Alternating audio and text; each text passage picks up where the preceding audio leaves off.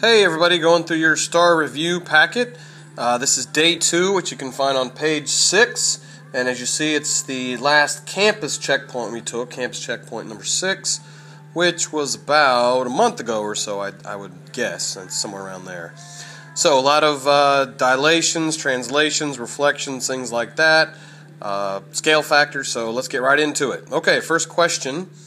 We've got two shapes. It says the triangle A has been reflected over the y-axis, so it went from this side to this side, and we need to write the algebraic representation or the little rule that does that. So what we're going to do is we're going to take a point here. I'm just going to pick this one, which is 4, 4, and then what it became when it was reflected over to this side, which is negative 4, 4. And remembering that these are my x and y coordinates, I need to figure out what they did to each one of them. So the x-coordinate was 4, it became negative 4. So basically what they did was they multiplied it by negative 1, which just makes it look like this. And then the y-coordinate, as you see, stayed the same. It did not change, so we just write the y-coordinate again. And that's the little rule they used, and as you see, that is answer A. Alright, number 2.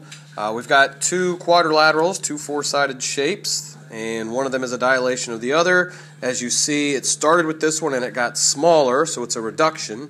And we just have to figure out which one of these four statements is true. So the first one, with hard to say, quadrilateral, ABCD and A prime, all that stuff, have corresponding side lengths that are congruent. Well, congruent means equal length, so we know that this line is 6 and this one is 3. Those are not congruent, so it's not answer F. Answer G, they are similar to each other. Yeah, they are. Similar means same shape, different size, and once we know that it's a dilation, which it tells us, then we know that that's the answer.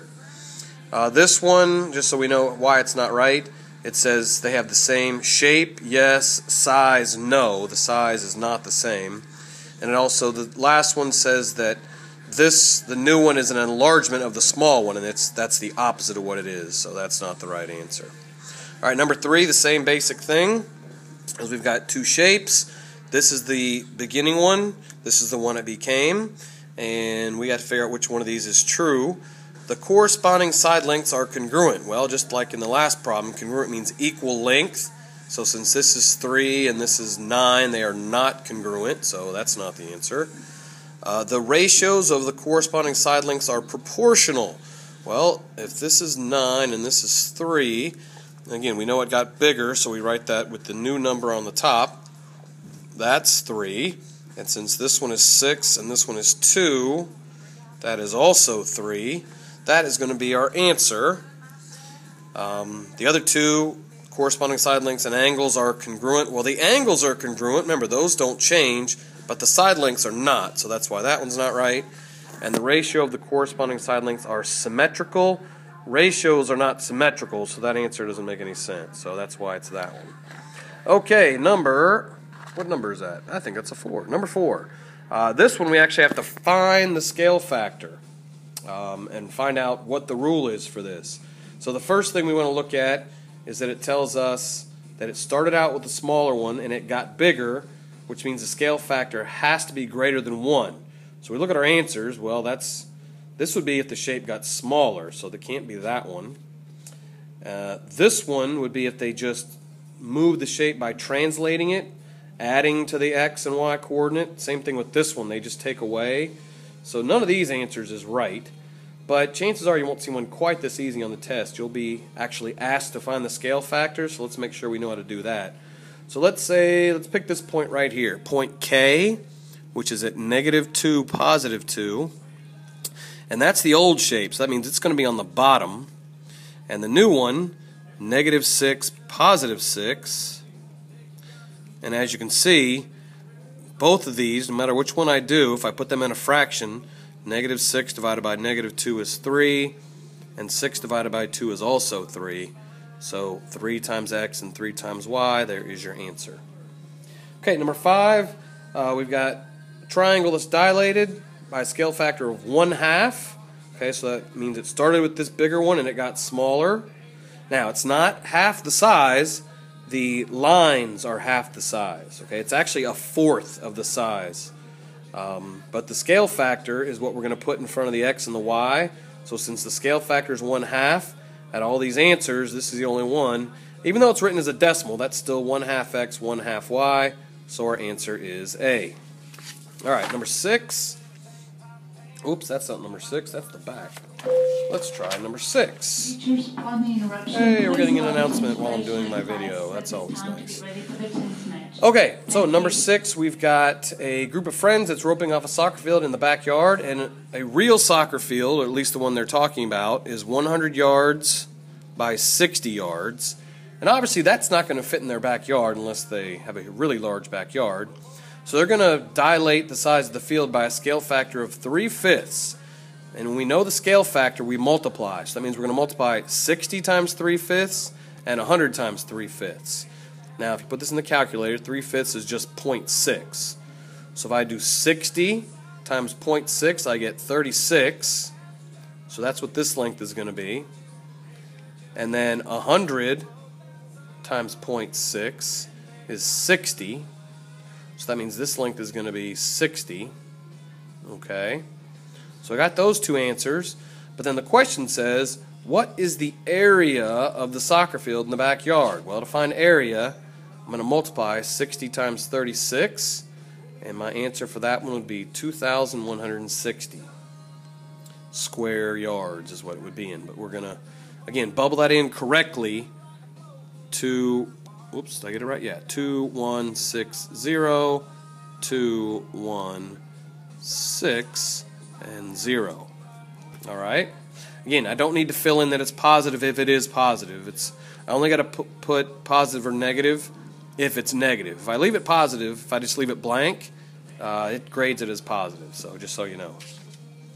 All right, number 7, we've got a scatter plot that talks about registers being open and how long you have to wait in minutes. And as you can see, which would make the most sense, other than this one here, which is kind of out of the normal line here, we pretty much got a straight line. Okay, it's going in this direction. It's going in a negative direction. Okay, it looks like a straight line, so we could call it somewhat linear, but not necessarily. And what would make the most sense is that the more registers that are open, the less time you have to wait in line at the grocery store or whatever store this might be, and I'm sure all of you have dealt with that. So then we have to describe this association. So the association is negative, going downward, and linear, even though it's not technically a linear or straight line, it's kind of like a straight line. As the number of registers increases, the wait time in minutes decreases. Yep. And it says there's one outlier in the data set. Well, yeah, that is the outlier. For some reason, there was only a few registers open, but the wait time wasn't that long that one time. So that kind of is all by itself out there. So that would be answer A. All right, number 8. And if you remember from the test, this one was a bit tricky. Which of the following graphical representations do not suggest a linear relationship? Well, as you can see, this one scattered all over the place, so this one is definitely not linear, not a straight line. This one, for the most part, yeah, if you draw a line right there, that's a pretty straight representation, so this one is linear.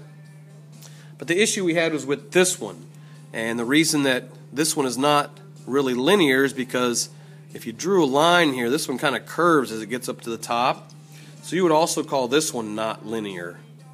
Okay, so we're trying to find the ones that are not linear, so we're looking at 1 and 3, which was answer G. All right. Number 9, we have to make a prediction. We have to go outside of the graph on this one. It's called extrapolation. Okay, and we have to go outside the graph, and it wants to know a good prediction for how many ice creams they would sell if the temperature went up to 30 degrees Celsius. And the graph only goes to 26. So we got to go a little further out. So we'd say this is probably about 28, and 30 would be about here. So if we said 30 was out this way, this line would probably increase to about here. And then as we went over this way, we'd probably get to about here, which that's probably about 800. So we're looking at almost 900. So then we look at our answers. and close to 900. Maybe I got a little bit off. Maybe that's about 800, but it's probably closer to about 800, 850. So there's going to be our answer there. 975 is just way too high. 975 would probably be way up here on this, and it doesn't go that high. So 800 is our best answer choice for that one. And the last one, the relationship between the distance to the coffee shop in blocks and the number of visits per week in the graph is represented below, and we got to write the equation for this. So even though it's not on that line, we're drawing a line just to represent this, and the line they drew hits the y-axis there at 9, because this line here is 10. So that means the end of the equation should read plus 9. So that means it's got to be this one or this one. The last thing we should see is that it's going in a negative direction, which means my slope has to be negative. So I know it's going to be x, but I know that whatever number's in front of this here has got to be a negative. So it's going to be y equals negative something x. And out of my only two answer choices left, only one of them is a negative slope, and that's answer H. And if I look, you can kind of see if there's not a number here, it's basically negative 1, which means it goes up 1, left 1. So that means for every 1 I go up, in this case it's 2 over, and this is just because this one goes by 2's. So if I go 1 up, 1 over, 1 up, 1 up, 1 over, 1 up, 1 over, 1 up, 1 over. So I keep hitting that line the whole time. So there we go, answer H for that one. And I'm pretty sure that's the end of it. Yep, next will be day 3. So there you go, day 2 of your STAAR review. Hopefully a pretty easy section, and we will see you later tomorrow. Bye-bye.